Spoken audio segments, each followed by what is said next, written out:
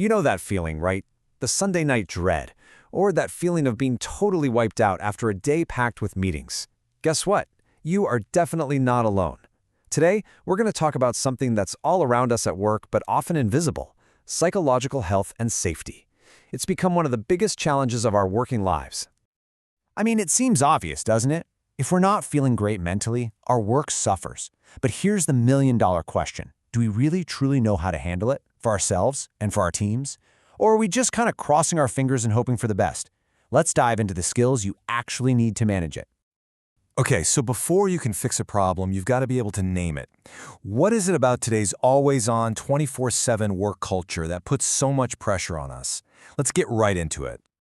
The key phrase you need to know is psychosocial hazards. Now, that sounds a bit academic, but think of them like invisible landmines in the office. They're not as obvious as a wet floor, but they are built right into how our work is designed and managed. And believe me, they can cause just as much damage. And I bet this list looks pretty familiar. We're talking about that constant time pressure, right? Or the huge emotional toll of dealing with difficult situations. And what about when you feel like you've got zero support from your boss or your team? Throw in some poorly handled changes, a sense that things aren't fair, and you've basically described a regular Tuesday for way too many people. So those are the risks floating around. But what actually happens when those hazards are just ignored day after day?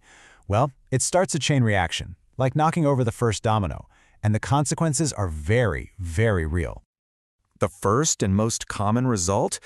Good old job burnout. That feeling of complete exhaustion and cynicism where you just feel done.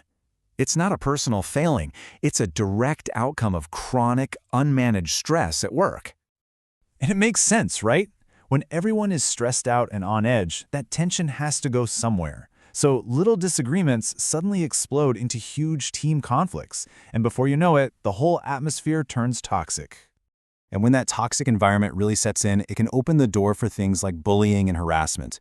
In our digital age, this stuff doesn't even stop when you leave the office. It can follow you home through cyberbullying. And in the most extreme, and thankfully rare cases, all of this unmanaged distress can boil over into aggression and actual workplace violence. It's a sobering reminder that the stakes here can be incredibly high. Okay, so that all sounds pretty heavy, from burnout all the way to conflict. But it is not a hopeless situation. Far from it. There are proven, structured ways for leaders to respond. It all comes down to having the right tools to build a psychologically safe workplace for your team. You know, the best way to handle this is to treat these psychological risks with the same seriousness as any physical hazard. It follows a simple, logical process. First, you identify what the specific problems are. Then, you assess how serious they are. Next, you put measures in place to control them. And finally, and this is key, you constantly review those measures to make sure they're actually working. And just so you know, this isn't some new, untested idea.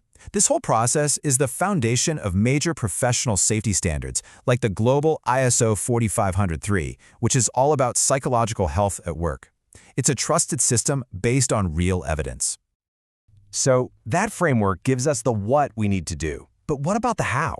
What are the real, practical skills you need to bring all this to life and actually create a safe environment for your team? A really solid training program tackles this in two parts. Day one is all about managing the crisis in front of you, giving you the core skills to spot hazards and deal with conflict head-on.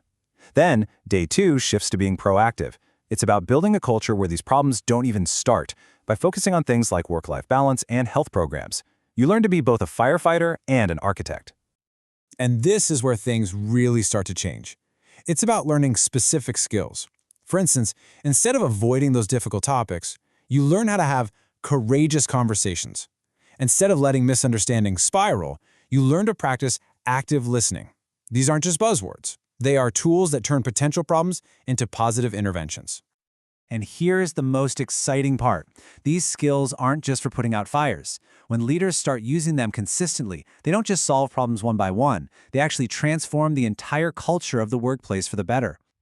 And you can actually see the results. You're not just ticking boxes. You're building a genuine culture of support. This leads straight to things like better employee well-being, a healthier work-life balance for your team, and a place where people feel safe enough to do their best work. So really, if there's one thing to take away from all of this, it's this. Managing psychological health isn't about just following the rules or avoiding getting in trouble. It's about making a smart, strategic investment in creating a workplace where your people can absolutely thrive. So I'll leave you with a final thought. As our workplaces get more and more complex, take a real, honest look at your leaders, at your team, maybe even at yourself, and ask this simple question. Are you really prepared for this challenge?